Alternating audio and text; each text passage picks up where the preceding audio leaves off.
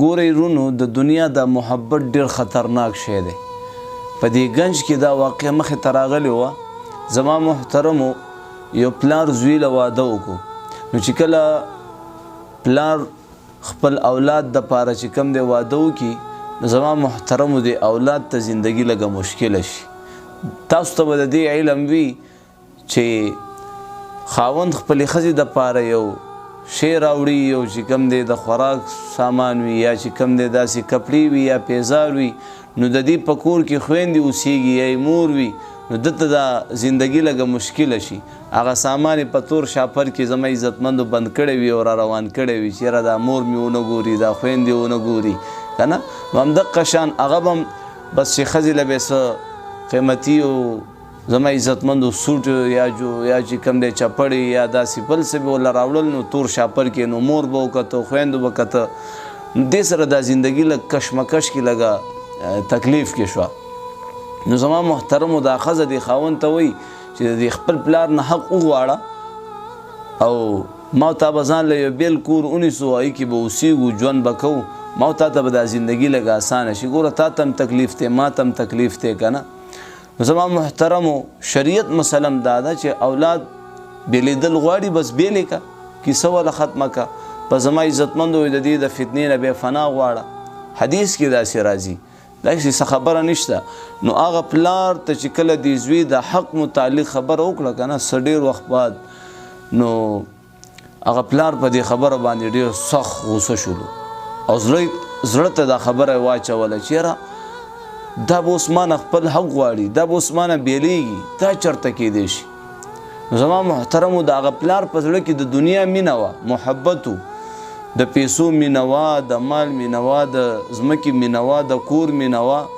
د اولاد سترګو ته یې نه کتل، د اولاد مینه د هغه په زړه کې نه وه چې زما دا بچی دی زما د ځیګر نه پیدا دی.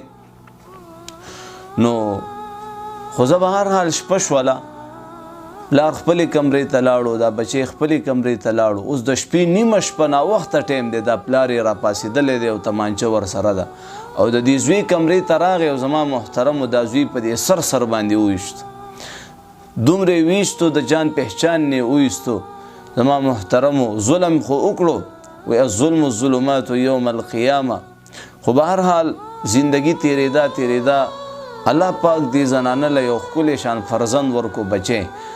دې زنانه د هغه ماشوم تربیت شروع کړو، د هغې ذهن سازي به یې داسې قسمه کوله چې بچیا ګورې ستا د پلار قاتل بل څوک نه دی، هم ستا نیکه دی، ستا د پلار بل چا نه دی وجلی، هم ستا نیکه وجلی دی. خو چې کله هغه ماشوم دومره شو، د تمانچې نیولی شو، زما محترمو دا نیکې باتروم بیت الخلا ته دننه کېدو، نو یو خپې په باتروم کې ده، یو د باتروم نه بار ده. دغه ځای کې زما عزتمندو دې نوسیتې نه ډس پورته کو. هغه نیکې په هغه ځای کې چې کوم دی راپرېوتو او وفات شو، مړ شو. زما محترم ګوره هغه هر څه په میدان باندې همداسې پاتې شو، هر څه همداسې پاتې شو. وی جگہ جی لگانے کی دنیا نہیں ہے، عبرت کی جا ہے تماشا نہیں ہے. زما محترمو دا ولې دا دومره لوی نقصان مخې ته راغی؟ په زړه کې د دنیا مینه وه، محبت و، هغه یو لوی لار وه، په هغې کې دوه قبرونه د لارې په منځ کې جوړ شوي. نو چا تپوس وکړو یاره دا دوه قبرونه دا چا دي؟ دا دواړه ورونه دي. وایي دا په دې ځمکه باندې دا دواړه ورونه وران شوي، یو بل یې ووژل. تاسو به داسې اورېدلي چې زما محترمو د دې پیسو او د مال دپاره بچی راولګي خوږ پلار ولي، هغه خوږ پلار زما عزتمندو راولګي، خوږه رشته چې کوم د اولاد د دې بچي نه ډس پورته کړي، د مور نه ډس پورته کوي. نو دا ټوله وجه چې کوم دی دا د محبت د دنیا. نو زما محترمو زه دا نه وایم چې تاسو ګاډي، تاسو بنګلې، تاسو چې کوم دی نه، خپل زما عزتمندو د دنیا دپاره ښه کوشش محنت کوه، پیسې ګټه. ما تاسو ته ویلي دا کشتۍ چې تاسو وګورئ دا په اوبو کې روانوي، دا کشتۍ بغیر د اوبو نه چلیږي. نو زما محترمو د کشتۍ ته تاسو ګورئ دا اوبه دا کشتۍ په ځان کې دننه نه پرېږدي، که دا اوبه په دې کشتۍ کې دننه راغی نو زما عزتمندو د دې کشتۍ په هلاکت کې هیڅ شک نشته. بیا نو همدغه شان د دنیا د مینه که زما استاد زړه کې دننه راغه، قسم درته خورم دا تباهي او هلاکت دی. زما محترمو کوشش دا کوو چې په کورونو کې د زنانه نه یو شی پرېوتو مات شولو یو قیمتي شی دی مات شولو بس مات شو کیسه ختمه. ګوره یو مرید چې کوم دی د خپل پیر صاحب کمره کې کار کولو نو یو قیمتي شیشه چا دی پیر صاحب له راوړې وه په هغه کې شیشه کې به د پیر صاحب پټکې وهلو نو هغه مرید نه هغه شیشه پرېوته او ماته شوه. صفایي کوله شیشه چې کوم دی پرېوته ماته شوه. چې کله ماته شوه هغه پیر صاحب راغی چې ویې کتل چېرې مرید داسې سیټ ته او غمګین حالاتو سره ولاړ دی. پیر صاحب ورته وایي بچې وایي خفه کېږه مه خیر دی سم کار وشو وایي چې په دې شیشه کې ما وخت ضایع کولو کله ول یو شان تاوه او بل شان تاوه بس همداسې به مې ساده راتاو کو بس ډایرکټ به لاړو اوس به دې شیشې ته بیل ولاړ یو په دې کې به چې کوم دی سیټینګونه کوو زه بس د هغه مصیبت نه خلاص شو خفه کېږه مه زه خیر دا پکې راځي. دا وګورئ زما محترم په کورونو کې زنانه نه یو شی مات شي ماشوم نه یو شی مات شي په کاروبار کې یو نقصان مخې ته راشي. زما محترمو په هر کار کې زما استاد لپاره یو خیر وي د هغې نه ما ورته خبر نه وي. نو کوشش دا کوو زما محترمو چې د دنیا محبت خپل زړونو کې رانول د الله محبت په پکار راشي. دا ټول محبتونه پاتې دي د انسان وفات شي ګوتمتې نه وباسي د انسان چې کله مړ شي قیمتي جوړې په غاړه وي هغه ترې نه زما عزتمندو وباسي چې نه ویستلی کېږي وایي کینچي راکړئ زما عزتمندو هغه جوړه وله وشلی دا هر څه دا کفن هم د دې انسان د عزت دپاره زما عزتمندو دې مړي ته خلک ورچوي ورنه چې کله دا انسان په قبر کې کېږي فورا دا کفن ترې نه وشلی او بار ترې راولي دا تا د دنیا نه ځان سره راوړی. دې دنیا ته الله د ماشي د وزر عمره نظر الله نه دی کړی که کړی وی کافرانو له به یو ګوټ اوبه نه وي ورکړی زما عزت کافرانو له به یو ګوټ اوبه نه وي ورکړی. دا د دنیا هغه نتایج دي چې زما ستا مخې ته را روان دي هلاکت او تباهي او نقصانات دي.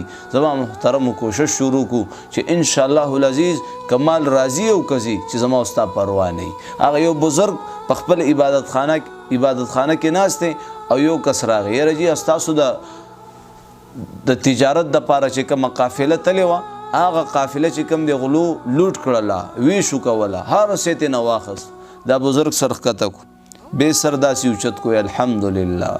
بیا زما محترم لږ ساعت پس بل کس راغی ویره جي وایي مبارک شئ ستاسو قافله نه وه هغه د بل چا وه ستاسو قافله صحیح سالم چې کوم دی هغه روانه ده څه خبر اتر هغې ته نه ده پیښه شوې.